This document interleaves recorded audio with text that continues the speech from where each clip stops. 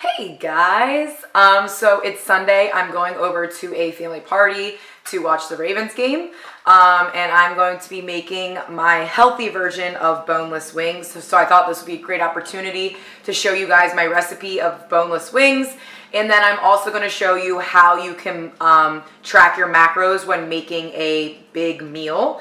For instance, I'm going to be making like 30 boneless wings today. So how do I account for eating one boneless wing? How do I find out the macros for one boneless wing? It's the same thing for like muffins. If you make a whole tray of muffins, how do you know what the macros are for one muffin? Because obviously you're not eating the whole tray. And with football season and the cold weather coming, I know a lot of my clients that are moms like to do crock pots. I love crock pot meals. So how can you account for your crock pot meal if you're only doing one serving out of that entire crock pot? How can you do that? I'm going to show you today. And it's not exact, so if you're an analytical person, you're going to have to get over it. You can't track it down to the science. You can't track it down to the gram. But that is the whole point of tracking macros and doing that flexible dieting approach, is finding that balance while still getting those results. So I'm going to show you how to do that, but let's first make these boneless wings, and then I will show you how to account for it in MyFitnessPal. Alrighty, so this is everything that you'll need. You'll need a pound of 99% fat-free turkey breast. You'll need egg whites and a bowl for the egg whites. You'll need breadcrumbs and a bowl for the breadcrumbs, a couple seasonings, and then a pan to put the balls on.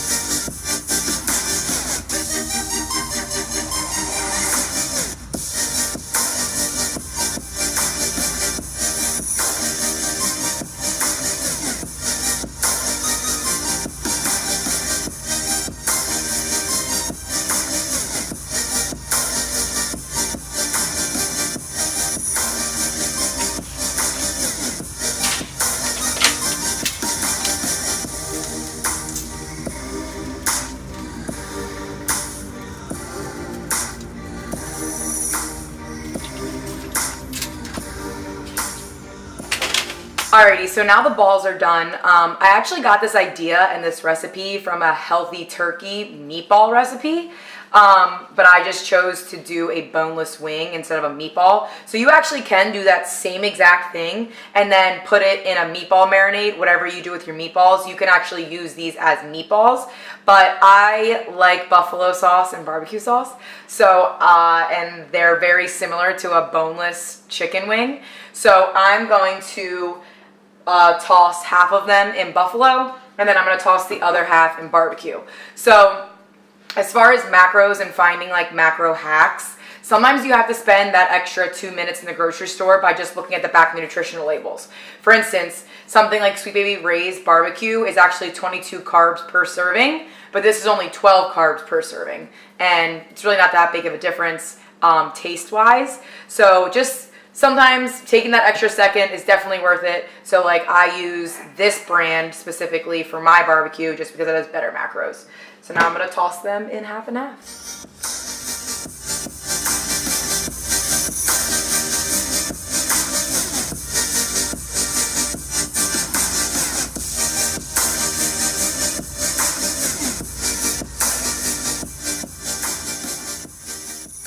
So it ended up making 32 boneless wings. I'm going to have a couple before I go over to my aunt's house, but now I'm going to show you how to track them. Alrighty, so you want to make sure that you start with a fresh day, no food in that log for that day. That way all the macros are 0, 0, 0. So I'm going to put all the ingredients that I used for the entire batch. So this is where it gets different compared to one serving. I put the entire container of ground turkey in the entire batch. So instead of having servings, I'm going to do containers. So I'm going to go to the serving size. I don't know if you can see that. Yeah, see how it says one serving and then it says one container? I'm putting the entire container. So I had one whole container. Then I had 3/4 a cup of breadcrumbs. So I'm going to go into fractions. 3/4 a cup of breadcrumbs. And then I'm sure I have egg whites in breakfast. Yeah.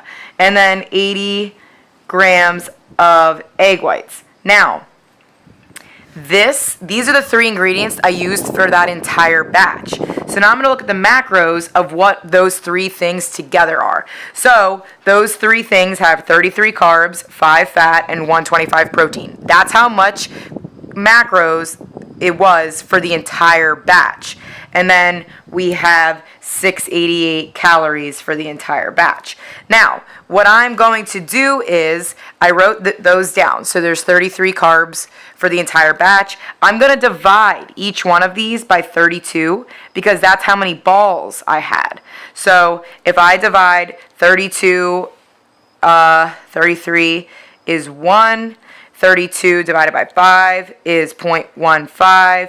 And then with the protein, 125, that equals 3.9. And then let me go back in my calculator because I forgot which one this was.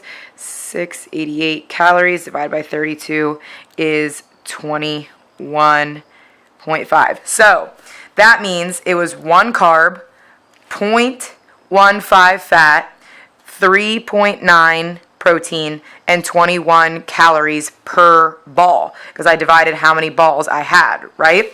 So now I'm going to go back into my MyFitnessPal. I'm going to add a food, and I'm going to create my own food. How I'm going to do that is go to My Foods, and I'm going to create my own food. As you can see, these are all the foods that I've created myself, like when I make chili in a crock pot, when I make a batch of protein muffins.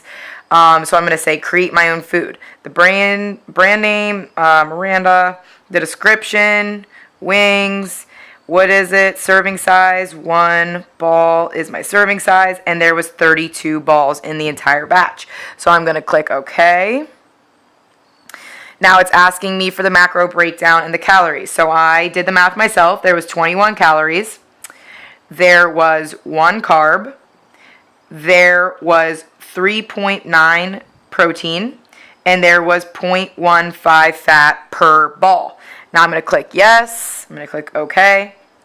And now that is a food in MyFitnessPal. My wings, it says Miranda's Wings. And let's just say I had 5 balls. So my serving size is 1 ball. And as you can see, I have the perfect breakdown right here. I'm going to say that I ate, let's just say I ate 10 for fun, because I did. I ate 10 wings, and then it changes everything for me. So out of those 10 wings, I had 10 carbs, 1.5 fat, and 39 protein. It's the same thing with crock pots and chili and all of that. So I actually wrote this down. This is what I put in a crock pot for chili. So if it takes this, all of this, so these are all of my ingredients, a whole can of tomatoes, a whole can of pinto beans, a whole can of kidney beans, blah, blah, blah. And how I do crock pots are, I make this entire pot, right?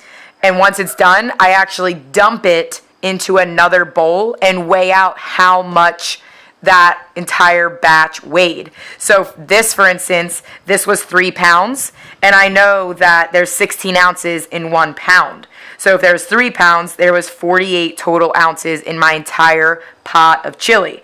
So then I'll do that same thing that I just did in MyFitnessPal to figure out what this entire batch equals, right? So this entire batch was 167 carbs, 36 fat, 152 protein. So what I'm going to do is divide all these numbers by 48 because that's how many ounces were in the entire batch.